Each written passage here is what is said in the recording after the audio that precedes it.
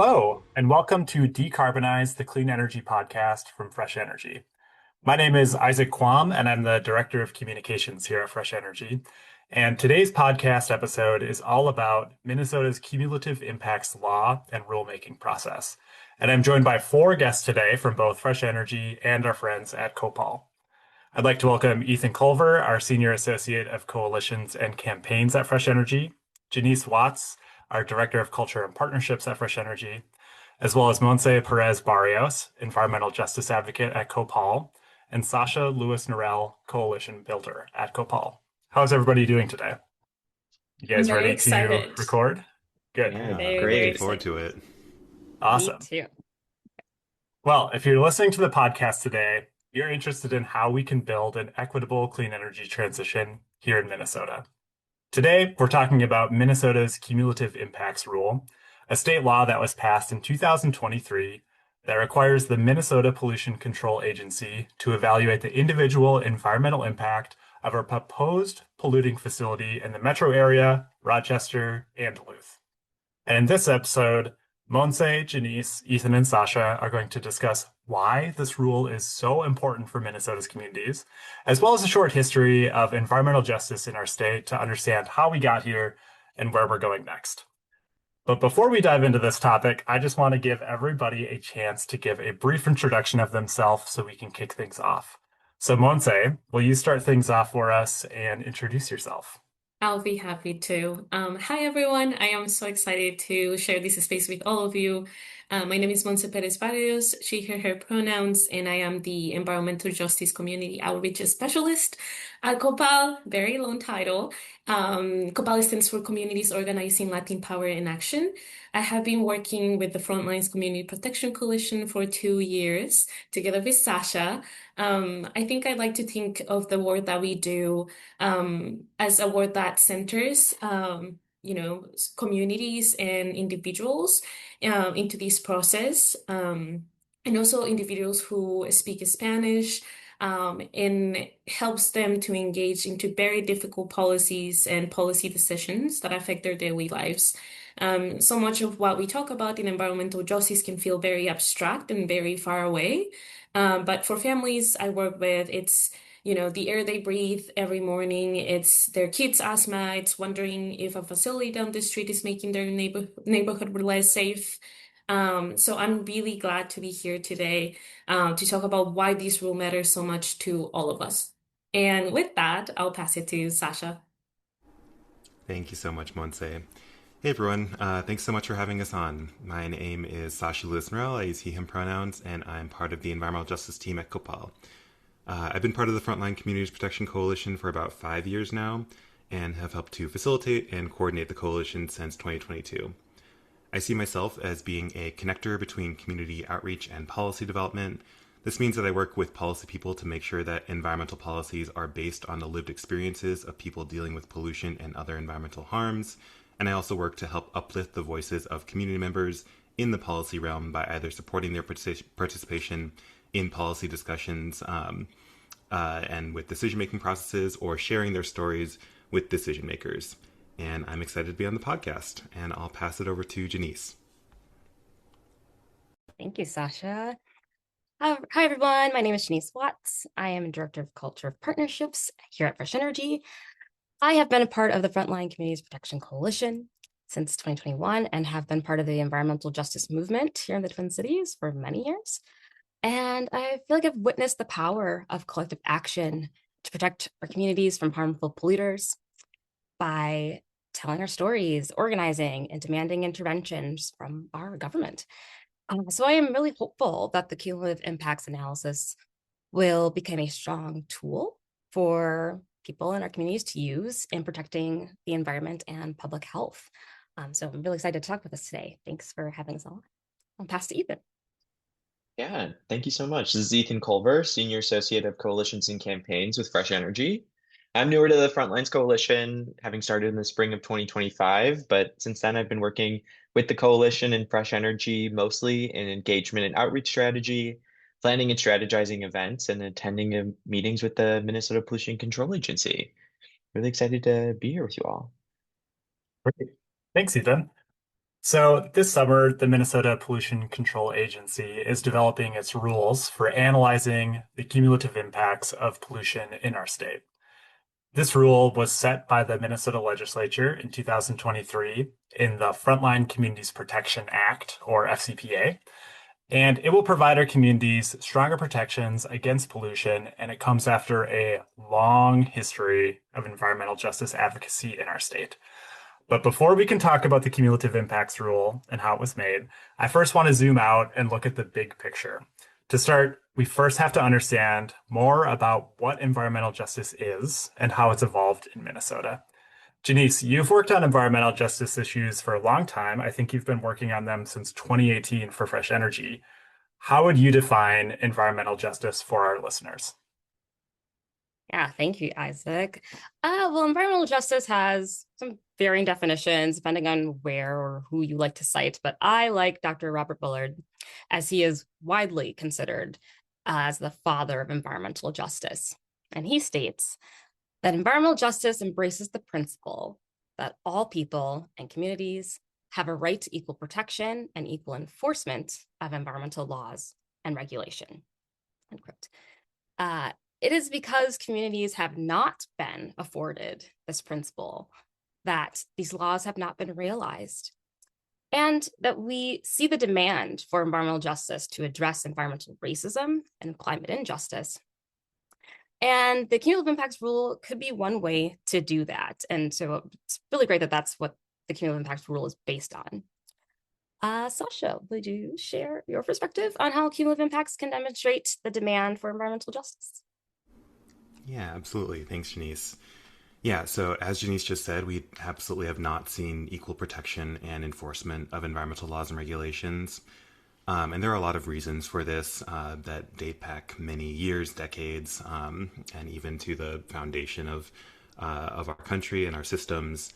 And we can get into some of those today. But one of the big issues when it comes to our regulatory system that leads to a lot of the disparities we see when it comes to impacts of pollution and health impacts that people deal with based off of where they live is a lot of times our regulatory system really looks at pollution and polluting facilities in a vacuum. It basically says, what is your facility going to be emitting, and are you remaining below certain thresholds or certain regulations that are set out? And that usually fails to account for the fact that oftentimes polluting facilities will be really, found in very similar areas. They'll be sited in close proximity to each other.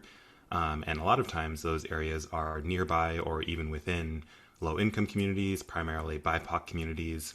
And because our regulatory system is just looking at an individual facility and its emissions, as long as each of those facilities are staying below the regulations, they're allowed to continue operating. They're allowed to site nearby each other. And so the whole point of the Cumulative Impacts Law and cumulative impacts as a concept is to try and get a better understanding of the true impacts that multiple facilities are having on communities where there are all of these different facilities. There might also be other kinds of stressors, other kinds of pollution, or other forms of impact that are making a community more vulnerable. Yeah, I think in Minnesota's history, there's been many, many examples of facilities or certain things that have been constructed in our state, but they were constructed before we were considering the existing burden of pollution that a community is already facing.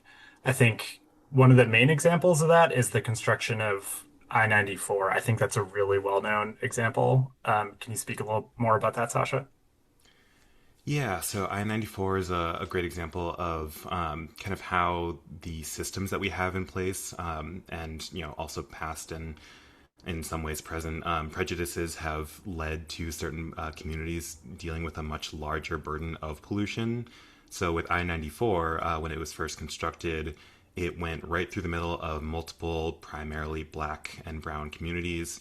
It led to mass displacement of a lot of community members and a lot of BIPOC-owned businesses. And a lot of those communities, while they're still in existence, many of them were bisected to the point where it really impacted the social and economic well-being, while also putting a massive highway right through the middle that leads to much worse air quality. And so I think that's a great example of how a lot of times communities will be left out of the decision making process. And, that can just lead to certain communities where, you have things like highways, but you also have a ton of other facilities, a ton of other impacts. And so I think another example that clearly demonstrates that would be South Minneapolis, and especially areas like East Phillips and kind of those areas around there where you have I-94 very close there. That's a community that's also dealt a lot with lead pollution, so they have a lot of lead service lines, and so lead in their water. That area is also known as having the arsenic triangle because there were facilities in the past that used arsenic in their processes, and that ended up causing a lot of arsenic to get into the soil around there. There were also used to be, up until only a couple years ago, there was the Smith Foundry, which had a lot of pollution issues, as well as bituminous roadways. And so, again, this is a community where it's primarily BIPOC, primarily low income, and they've just been dealing with so many different forms of pollution over many, many decades, where they just didn't have really much of an ability to say no. A lot of this was just forced on them. And I think something that I always want to stress when it comes to cumulative impacts is that it's important to talk about the pollution and the health impacts that it can relate to. For example, that's an area that has much higher levels of asthma rates, higher elevated blood lead levels, a higher cancer risk. But cumulative impacts also goes beyond just the health and pollution aspects. It's also important to consider the social and economic elements. For example, that's an area that, especially because it's lower income, oftentimes those community members lack access to healthcare or good health insurance. And so that makes it so that it's harder for them to address any of the conditions that they're dealing with, or they might only be able to go to the hospital if it's truly an emergency. Because of the limited financial resources, it makes it harder for them to maybe get remediation for lead in the soil, or for arsenic, or for their lead service lines. A lot of times there is limited educational attainment in those communities, and a lot of times these health impacts also have an impact on children's development. And so it really starts to create this really brutal feedback loop where exposure to pollution can make it harder to then address some of the social and economic issues, and the social and economic issues make it harder to address the exposure to pollution. And there have been a lot of environmental justice fights against specific facilities like Smith Foundry and bituminous roadways that I mentioned before. And these fights have been all across the Twin Cities and other places in Minnesota, really across the entire state. But one of the big issues is that these fights are often very time intensive, they're resource intensive, and these are, again, communities that are dealing with a bunch of different issues, have very limited financial resources, and just don't have the time and capacity to continuously fight for the right to breathe, or for the right to clean air or soil or water. And a lot of these communities have wanted to see more systemic change for a long time, which is one of the big reasons why they and we and others advocated for this cumulative impacts law that can hopefully start to address this severe disparity in pollution impacts. Right, because thanks to this new cumulative impacts rule we have, many EJ communities will now finally have the opportunity to have more of a say in what polluting facilities are allowed to be built in their neighborhood.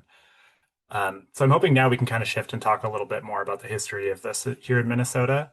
So Sasha, can you talk a little bit about how we got here, what leaders and moments in Minnesota's history has gotten to where we are today in EJ? Yeah, absolutely. So I think we touched on some of it a little bit, but I definitely want to expand on some of it in terms of when talking about these issues. It's really important to look at some of the historical context and the structural conditions that have created a lot of these disparities. And we won't go into a full history of the systemic racism in the United States, but I think it is really important to point out a couple of different aspects there that have been particularly relevant in creating some of the current conditions. Some that come to mind are, one, redlining and racial covenants, which created much more segregated communities. And obviously segregation was a thing in the United States for hundreds of years, and that has led to Black and brown communities kind of being siphoned off and oftentimes treated as sacrifice zones, where polluting projects and facilities like foundries and like highways, like we mentioned, have been cited. And oftentimes, and especially throughout history, these are the communities that have lacked political representation, or even when they have political representation, having the political power to actually prevent these kinds of facilities or projects. And I'll pull us back to the example of I-94 as an example, because there was actually a different proposed route that went north of St. Paul that would have had much less impact on communities, would have been much less destructive. But at the time, the Minnesota Department of Transportation chose to go through the middle of multiple majority black neighborhoods, such as like the Rondo community, and those communities are still dealing with the impacts of that project today and are still fighting for reparations and fighting to reconnect their communities. And again, this really connects back to the disparity when it comes to burden of pollution. A lot of these communities have, again, been treated as sacrifice zones, have not been respected within the regulatory space when it comes to their lived experiences. And, sometimes they're even kind of talked down to in a way that's like, you should be grateful for the economic benefit that these facilities are having by being in your community.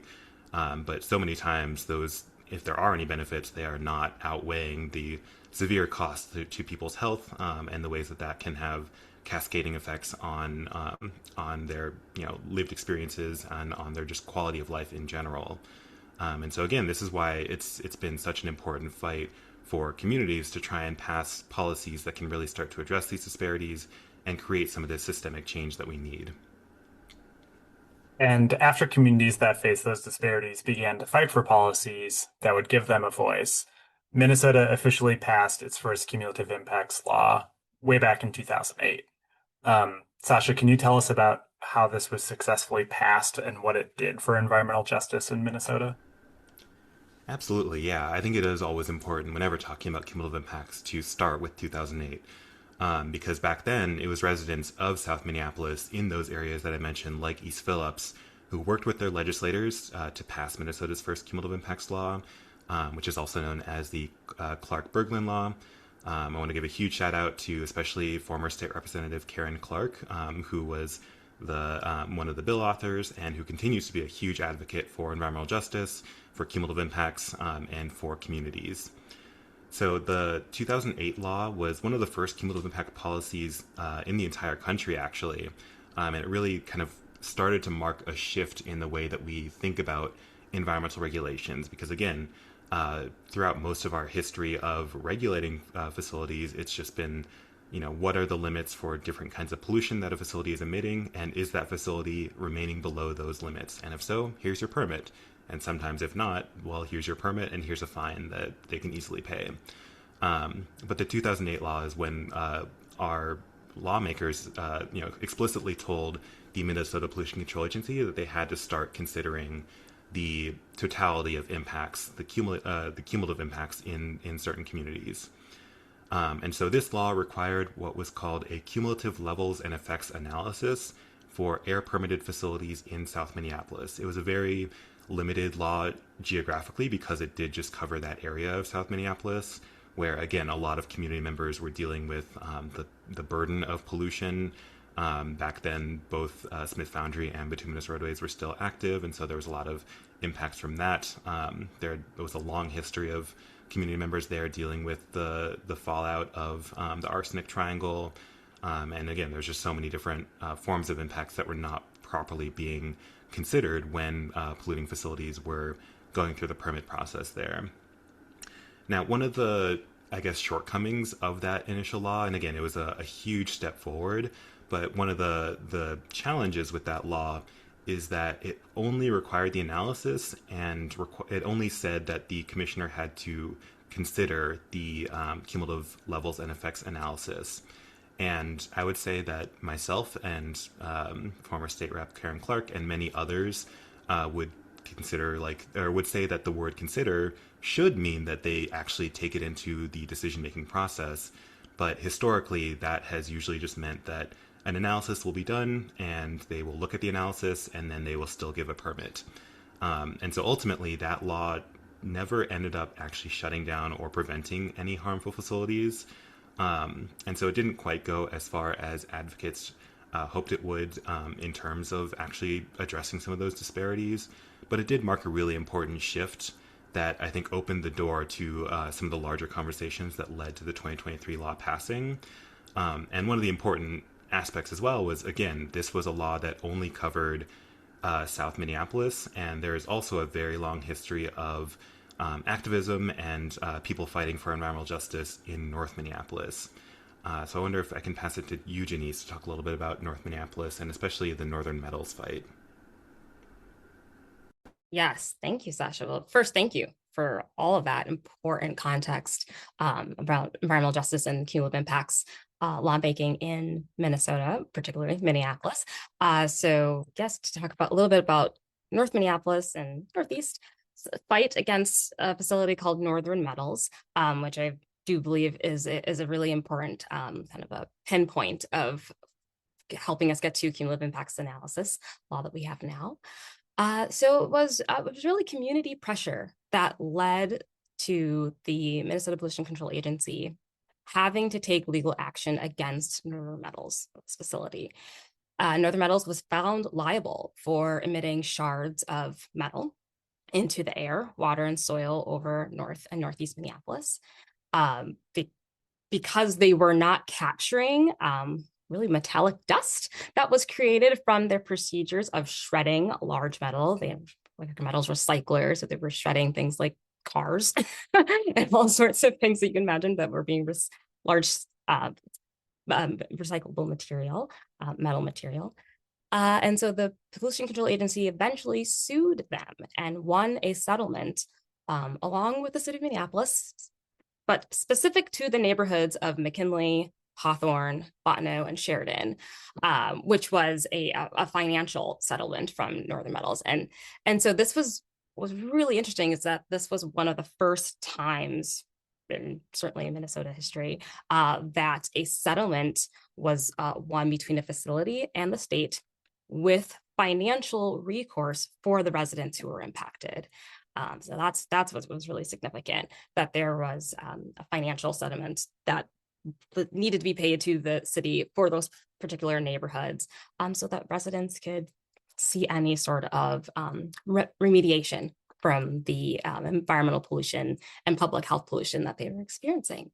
And so there were many residents and leaders like Community Members for Environmental Justice, CMEJ, that are very active and that led this fight against Northern Metals and other facilities. So this spurred the idea of the Cumulative Impacts Law to address the fact that there are many facilities that are emitting pollutants, and it really matters how those pollutants interact with one another.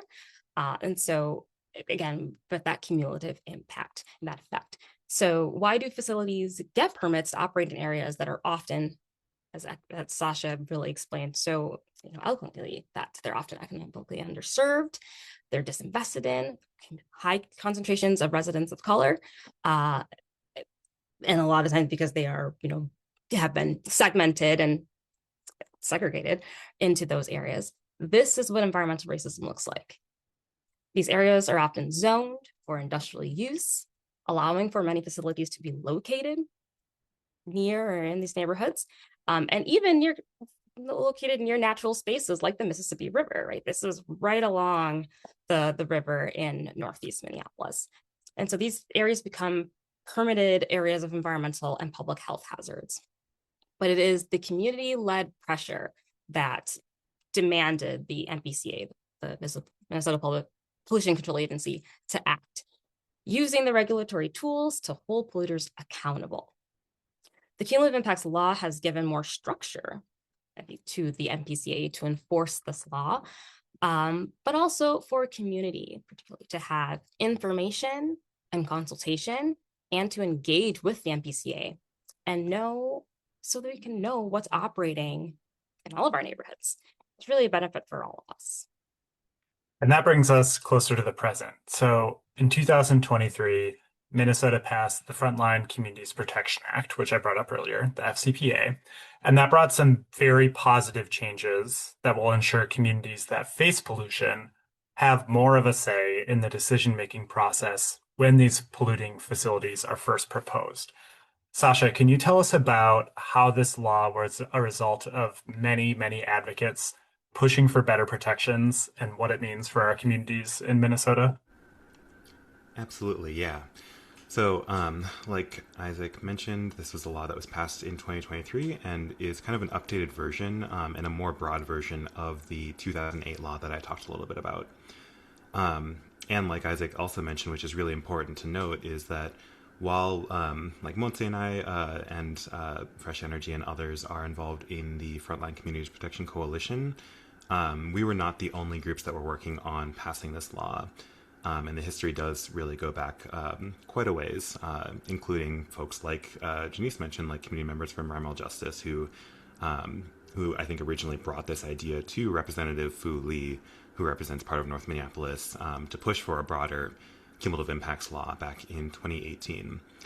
But yeah, so the Frontline Communities Protection Coalition is primarily what I'll be talking about, since that's what our main experience is through. I'll also just refer to it as FCPC because that is a much shorter way of saying a coalition name. This is a coalition that formed back in kind of 2018, 2019 with the goal of kind of advancing environmental justice policy and trying to start kind of getting more of that systemic change that's really needed to address these issues. Because again, a lot of our environmental justice organizations and environmental justice communities have just been pretty exhausted having to fight individual facilities one by one over and over again, feeling like we're dealing with the same talking points, the same pushback, the same issues. And so I think that's really created a stronger appetite for creating some more of this systemic change. And from 2019 through 2022, we started to, push more for cumulative impacts and started to focus in on that as a really kind of important law or as an important bill at the time that could potentially start to create more of that shift. And unfortunately, because of the way that the state legislature was composed back during that time with a DFL-controlled House and a Republican-controlled Senate, we had seen some good progress on the House, where the cumulative impacts bill would make it into the House Environmental Omnibus Bill, but we never even got a hearing in the Senate from 2019 through 2022. I got on board in 2021 and really started to be more involved in 2022, so I can mostly talk about that. And I would say 2022 is where things really started to pick up in particular. That's when we started to have more direct meetings between our coalition and the MPCA, the Minnesota Pollution Control Agency, specifically because they had expressed interest in a cumulative impacts law or passing a cumulative impacts bill, and they'd even introduced language related to it in previous sessions. But I'd say at the time in 2022, we were pretty far apart in terms of what they wanted and what we wanted. In particular, like some very important parts about the language and how decisions would be made under cumulative impacts law. And so throughout 2022, we held a series of meetings with them, negotiated a lot of details around what do we want, what do they want, what are we all trying to accomplish with the cumulative impacts bill. And I think that gave us a much better sense of what we could advocate for going into the future, and also gave us a better sense of like what are some of the things that we'd have to push on, and especially what would we need to stay really firm on. So that was a really important year, kind of for getting a better sense as a coalition of what exactly was possible and how do we strategize around this bill going forward. And then in the fall of 2022, we had an election and Democrats regained control of the Senate. And so the Democrats had a trifecta in the House, in the Senate, and in the governor's office. And that really added some extra momentum for being able to pass a bill, right? Absolutely, yeah. So basically, right after the 2022 election, we realized that we had this pretty huge opportunity to try and pass this bill. And so we had some very intense internal conversations as a coalition. Are we ready? Do we feel like the bill language is good enough? We knew that we'd have to workshop it quite a bit during session, but we wanted to make sure that we didn't fall into the trap of moving so quickly that we would end up compromising the core tenets of what we were pushing for. We wanted to make sure that we didn't pass a bill that would, move the conversation backwards at all or stall the conversation, which is always a risk, especially when talking about environmental justice or social justice. It's very easy for decision makers to do things that feel more symbolic than actually making a difference. So we had to have some very intense conversations, but ultimately decided to move forward with pushing to pass the bill in the 2023 legislative session, which was only 2 months after the election. So we worked really closely with Representative Fu Lee and Senator Bobby Joe Champion, and we negotiated a ton with the Minnesota Pollution Control Agency, as well as with business, labor, local government coalitions, and other legislators. And as pretty much every bill does, these negotiations led to a number of changes in the language. We won't get into all of those, but I would say the one of the most important parts that was changed, and I'm sure is a question that a number of people have about this law, is the geographic limitation that was put on the law. So when we went into the session, we were pushing for this law to cover the entire state because, importantly, environmental justice is not just an urban issue. There are environmental justice issues across the state. There are communities that are dealing with the cumulative impacts of pollution across the entire state. But because of some of the political dynamics that we were dealing with in the 2023 legislative session, despite the Democrats having a trifecta, we were ultimately not able to get everything that we wanted. And one of the biggest changes was that limitation of this law only applying to facilities that are in the Twin Cities metro area, so the 7-county metro area, as well as Duluth and Rochester. There is also the ability for tribal communities to opt into the law, but for the most part, because those are sovereign nations and they directly engage with the EPA, this law is primarily focused on the Twin Cities metro area, Duluth, and Rochester. Yeah, I think that's an interesting distinction that a lot of people have questions about when they're hearing about this and that it doesn't apply to the whole state, is about kind of that concession we had for the law only applying to the metro area and Duluth and Rochester. Yeah, and it was a really difficult concession to make because, like I mentioned, this is not just an urban issue. But I do think that getting our foot in the door with the 2023 law will allow us to continue to have conversations around what does environmental justice look like across the entire state, and how can we make sure that everyone in Minnesota is being treated properly by our regulatory system. So, it was really a challenging conversation to have as a coalition, and I wish that we had more of the political power to push for keeping the law statewide. But the negotiations went the way that we did, and we are.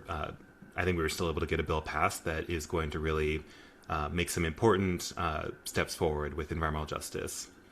Janiece, can you add a little bit more about kind of your perspective on the bill, since you were also around during that time? Yeah, thank you. Well, like you said, it was a tough concession that the coalition, had to accept. Sometimes it's just the way that policy making goes. But the concession that the geographic scope would be limited to the Twin Cities, 7 metro county area, Duluth and Rochester, alongside tribal communities' ability to opt in as well. But that was really hard because we have members of the coalition and many people and leaders that have contributed to the thought leadership of cumulative impacts that would not be covered by this law. And like you said, certainly are impacted by environmental pollution and pollution around public health. And so we really, again, wanted this to cover the entire state. But I think that it's kind of, sometimes it's building blocks, sometimes it's baby steps, starting with the Clark-Berglund law. It's like that only covered that area of South Minneapolis. And now we have the Cumulative Impacts Law that covers a larger swath of the Twin Cities and Duluth and Rochester and tribal communities now. So, we are growing. That is progress, right? That is progress in the right direction. But the law also defined environmental justice area. There were some criteria that were also put in place with the Cumulative Impacts Law. So define an environmental justice area to 1 mile border surrounding a permitted facility. And it is also narrow to air permits, right? And so this is specific but narrow definitions of a community that may be overburdened by pollution. And so we will keep working so that we don't see any communities excluded, because there are so many communities that are facing environmental injustice, and they deserve protection too. Yeah, ideally, every community facing environmental injustice would be covered by this law. And I think this law is a really big step forward. But it was definitely a concession that the coalition ultimately had to make in order to be where we are today. So now that we have a good history of kind of how this law came about, Janiece, can you talk a little bit more about the coalition we've been speaking of, and specifically give a little background on how fresh energy plugs into the coalition? Yes, awesome. So yeah, our FCPC, it's a coalition of many different organizations. I have been a part of it and kind of been one of the representatives of for Fresh Energy, and been a member since the beginning. But because Fresh Energy is a kind of policy nonprofit, we are not a community-based organization that represents the voices and experiences of frontline communities. We as in Ethan and I, and have been cognizant of Fresh Energy's identity and kind of positionality that we hold. So being a part of this coalition has meant following the direction of our partners like COPAL and many others who center racial and environmental justice and their policy and advocacy and perspectives. But Fresh Energy has provided resources. We amplify the messages of FCPC to our supporters. What we're doing now on this podcast, right? We're utilizing our Decarbonize podcast to talk about the coalition and the upcoming analysis rulemaking that's happening. And we have been, very conscious of our relationships that we hold with elected officials or administrative officials, because that's kind of the work that we do and kind of the spaces that we walk in. But we always try to find ways to leverage those relationships and to keep cumulative impacts kind of front and center, so we can make the rules as strong as they can possibly be. Because we've got the law, and now we have to move into crafting the rules so that we now know how to engage with having this be part of this kind of regulatory permitting decision-making process. Yeah, that's kind of ways that Fresh Energy has shown up in this space. Fresh Energy is a part of a lot of different coalitions, but in this particular coalition, we've really, again, have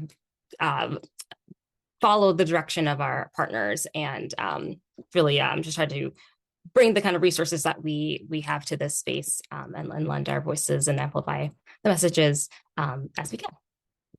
Thanks, Janiece. And I know, Sasha, you joined, I think you said in 2021. Do you want to talk a little bit about your experience with the coalition over the last 5 years? Yeah, absolutely. We've definitely appreciated the partnership and support of groups like Fresh Energy. And I would say, like, during my time with the coalition, we've really tried to keep things pretty non-hierarchical and focused on finding consensus through discussion. This has been really, I think, important for us, especially because, like, there are some interesting dynamics within a lot of coalitions in terms of, like, when you're talking about environmental justice, there are groups like COPAL, which are more focused on serving BIPOC communities. There are also a lot of, like, larger, maybe more white-led nonprofits that are in spaces like that. And of course, like, we're talking about a coalition that is primarily made up of nonprofits. And so there's that distinction of, like, how are you making sure that you're actually representing the communities that you say you're working for or working with?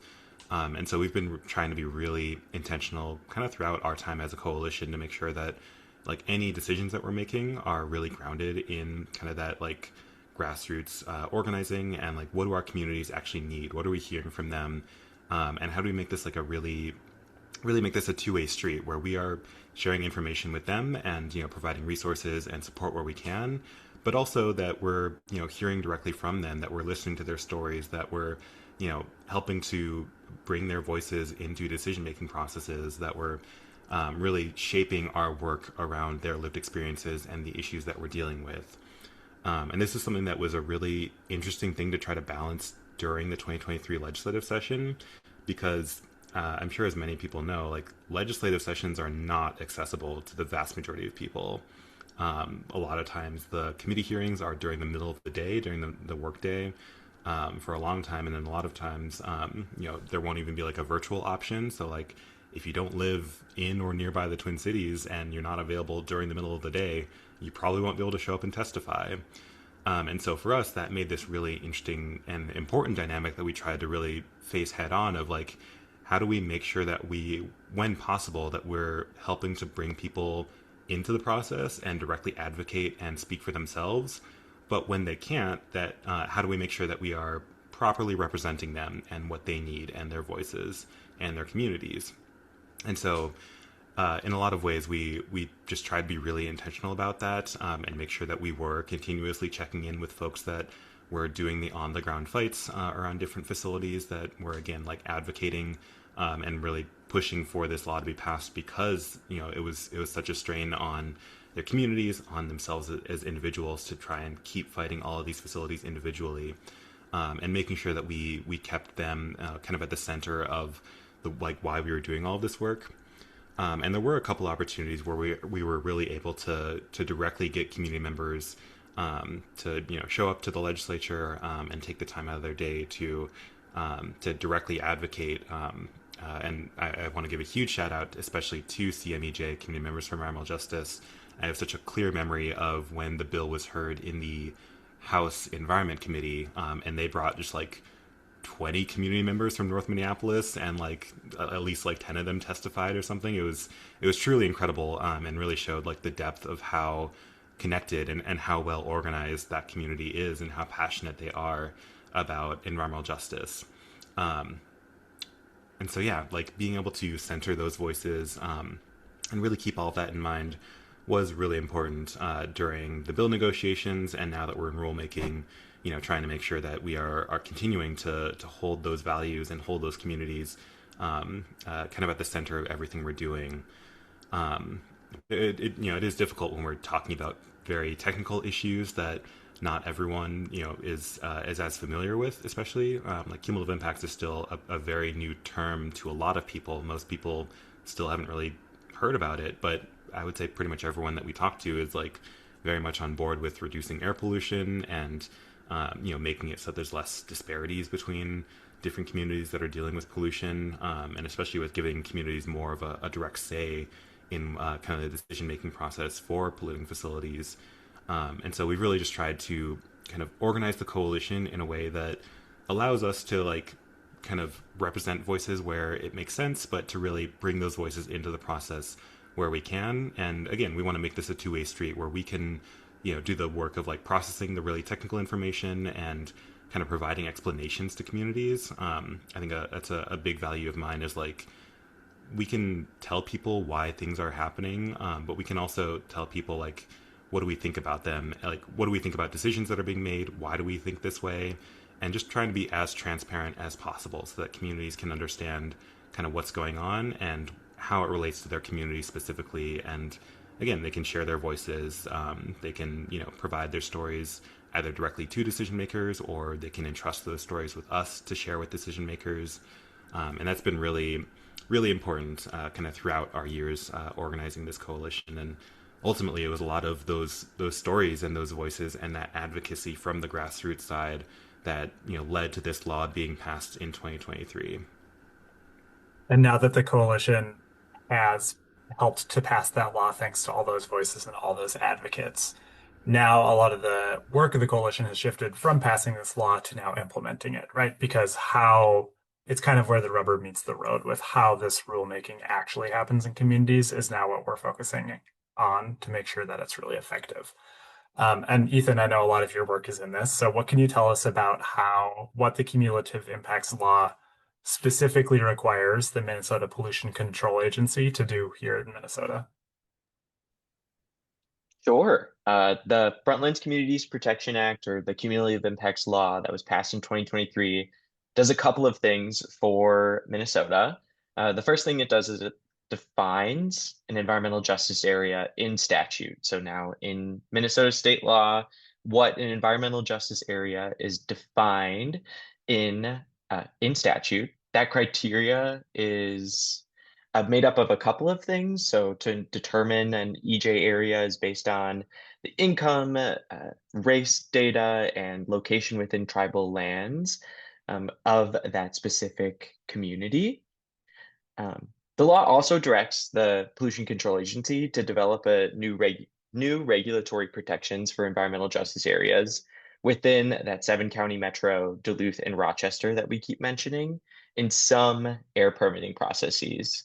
Specifically, the MPCA has to develop rules for evaluating the cumulative impacts associated with facilities seeking new, renewed, or larger air permits in those communities. And while the Pollution Control Agency does get to cover a lot of the specifics of the rules, the legislature does lay out a few of the must-haves of the rules, right? Yes. So first, the rules that the Pollution Control Agency develops has to direct applicants, so people representing polluting facilities for new air permits to determine if the facility they represent will have environmental or health impacts on the communities around them. Further, the law directs the commissioner of the Pollution Control Agency to evaluate the application from a facility and determine if a cumulative impacts analysis is required. So a more in-depth analysis of how their facility will impact the community around them. The process of the analysis, the cumulative impacts analysis, is to be done by the facility in concert with the Pollution Control Agency. And that process must include public outreach. So it's spelled out in the law that the polluting facility needs to do outreach within the communities that they're poised to impact as a part of the analysis that they do. Following an analysis, the law directs the commissioner of the Pollution Control Agency to determine if a facility will have a substantial adverse impact on the community around them. So substantial in quotes, right? That it'll contribute beyond what is already existing in that community. If the commissioner could, if the commissioner of the Pollution Control Agency determines that the facility will have adverse impacts, then the law directs the commissioner or the Pollution Control Agency to first either just deny a permit application or enter into a community benefits agreement with the facility. We're still waiting on specifics of like things such as the benchmarks for environmental or health impacts or what the Pollution Control Agency defines explicitly as substantial adverse impacts, or even the benefits of what needs to be or what needs to be in a community benefits agreement. Um, those aren't defined in statute. Instead, the legislature relies on the Pollution Control Agency as the state's agency over pollution to develop administrative rules specific to the process. So we're waiting on those for just a couple of more days here.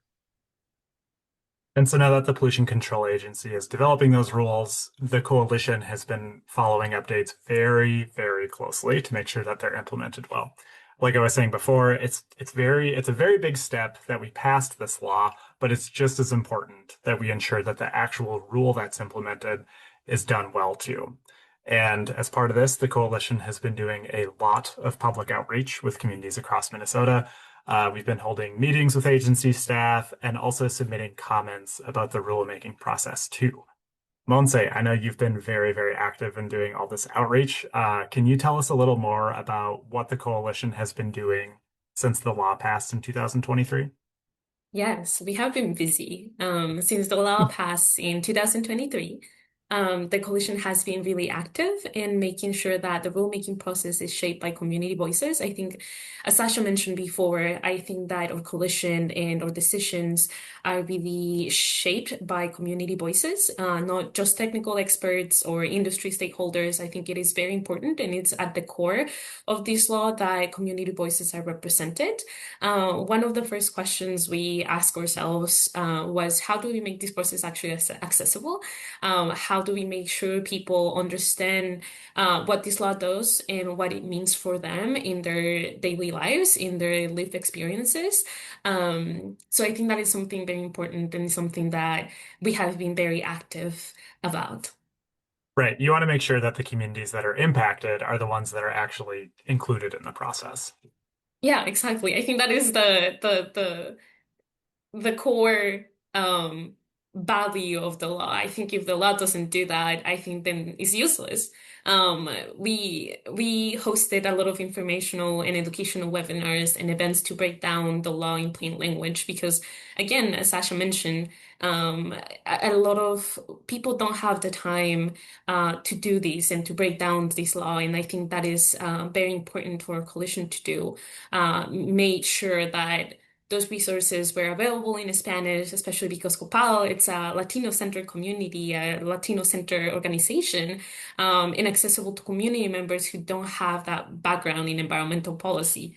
Because the reality is that, as you probably already noticed, and everyone that is hearing this conversation, this topic gets very technical very fast. There are a lot of different terms, different language that is used, and if you are not involved in that area or have been around for years, it's really hard to catch up. And for families who have, children who are working two jobs, who are busy almost every single day, we have to be really thoughtful and intentional about how we reach them, how we reach you. And so we also engage directly at stakeholder meetings with the Minnesota Pollution Control Agency, MPCA, I think for shorter because it's so long. Very long names here. We divided and conquer. I think that our coalition members show up consistently so that community perspectives were present in those rooms throughout the entire process, not just at the very end. And so I am really thankful for every organization member that is part of the coalition, that has been part of the coalition, because they have been doing the job. They have been talking to people. They have been talking to families, to different groups. We also coordinated formal comments during the rulemaking process in the past 3 years, which is crazy, 3 years. We have worked on comments with people, with organizations together as a group, which meant helping community members put their experiences and concerns on the record, right?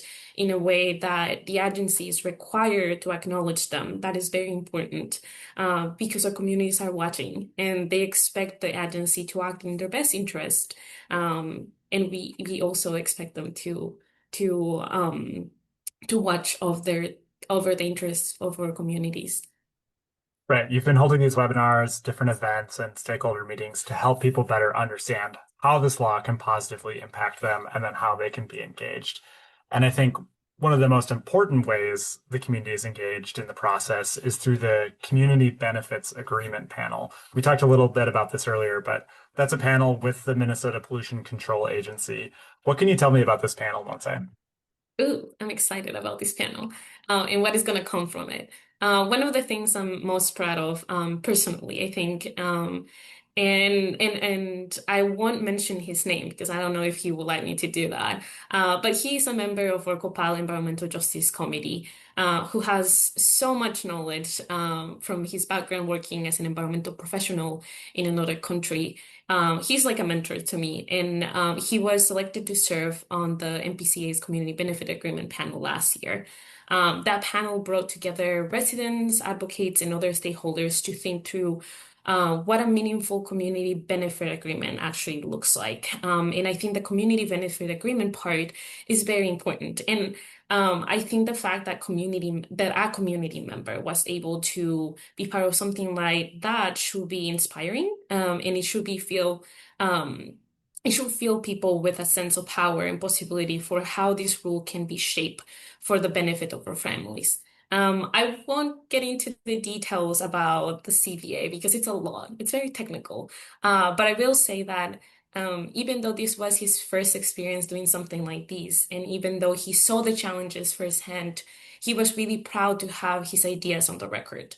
And we are very excited to see how the panel's work is reflected in the final rule. Because again, we don't really have a good idea on how these specific details will work until the rules are released in a few days. And lastly, I know I have been talking a lot, but that's because we have done a lot these past couple of years. We have also been testing the mapping tool that the MPCA developed to identify environmental justice areas.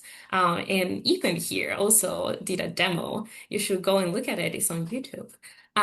making sure it actually, reflects the communities we know are overburdened and flagging it when it falls short.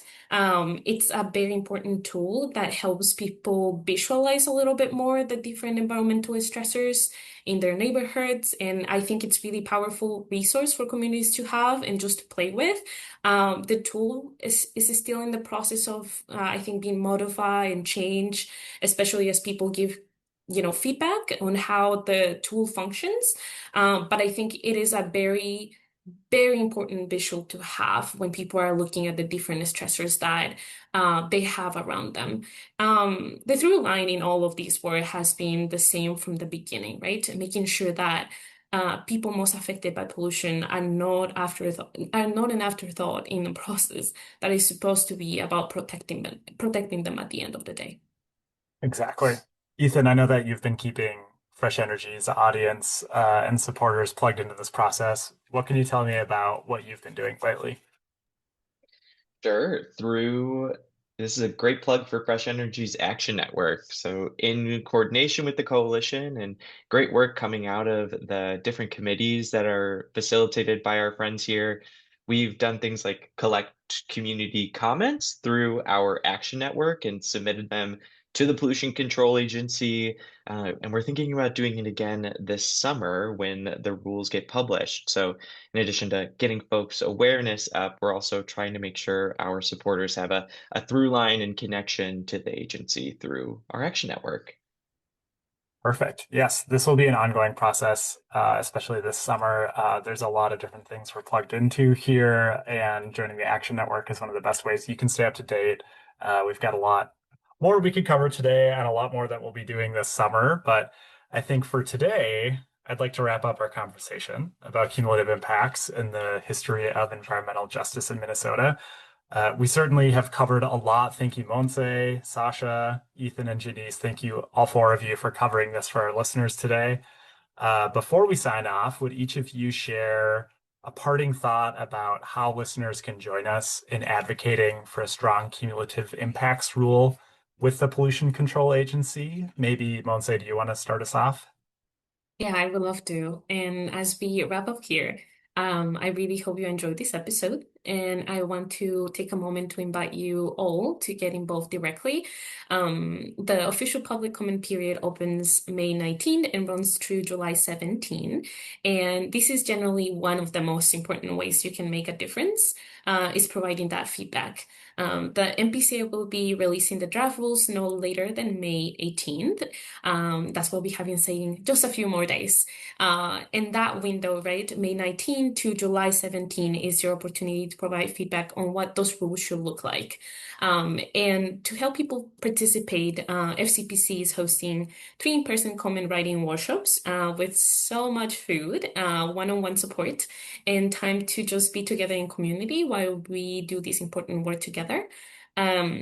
We have the first one, in the Twin Cities area at the COPAL Worker Center on June 17 from 6 to 7:30 p.m.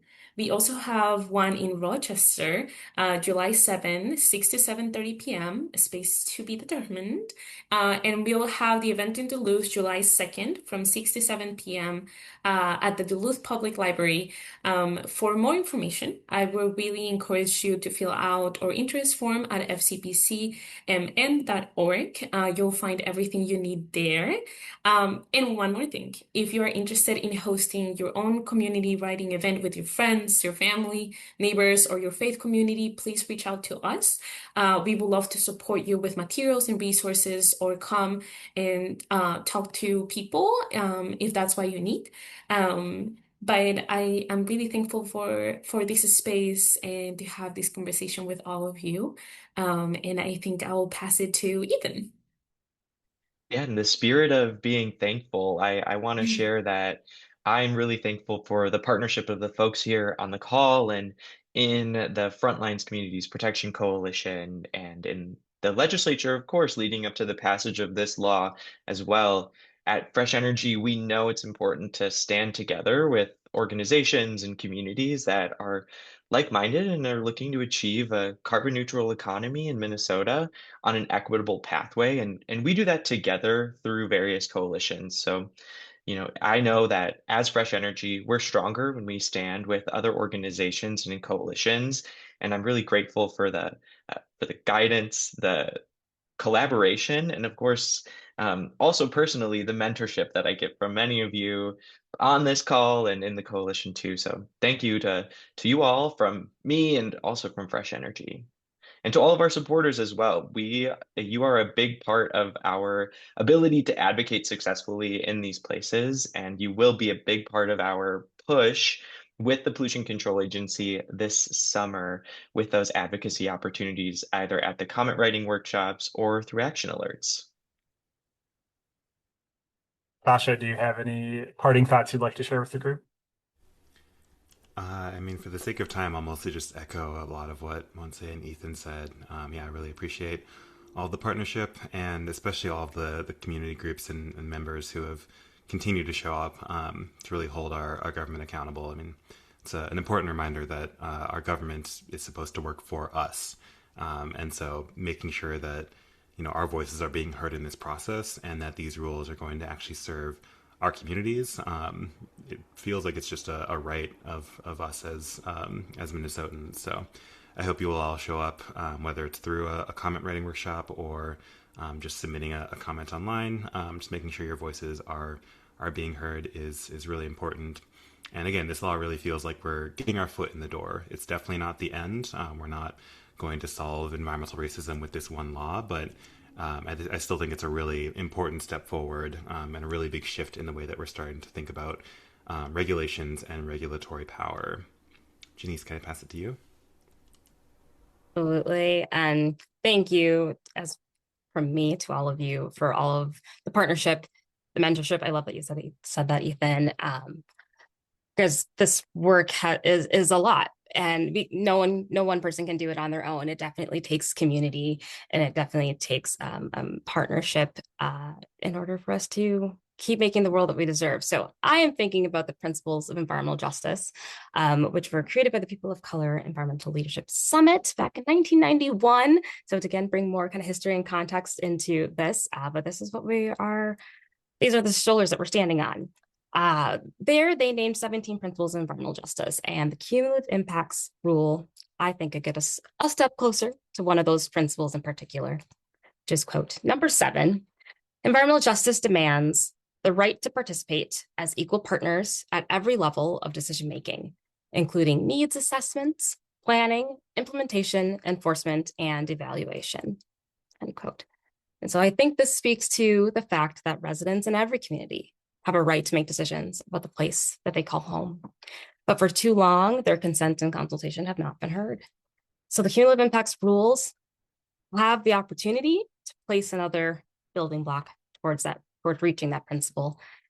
And again, the world that we all deserve, which is a clean and healthy environment, economic prosperity, and a society where all people are respected. And that's including because of their race and ethnicity or geography. Absolutely. So thank you.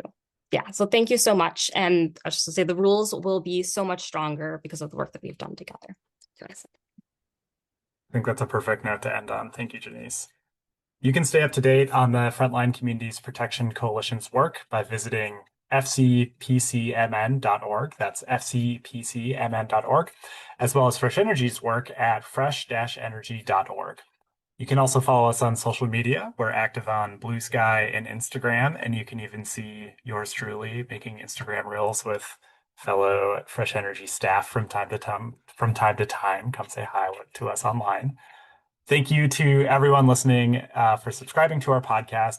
We hope to see you next Thursday, May 21st, at our Loggers and Legislation Bash at Urban Growler. We'll be celebrating the end of Minnesota's legislative session this year. Join us if you can make it. Your first round will be on us. You can support Fresh Energy's work by donating today, which you can do at our website. Thank you to the band of Palms Psalm for providing our theme song, DGAF, off their album Otuhaka. Thank you for listening. Have a great day.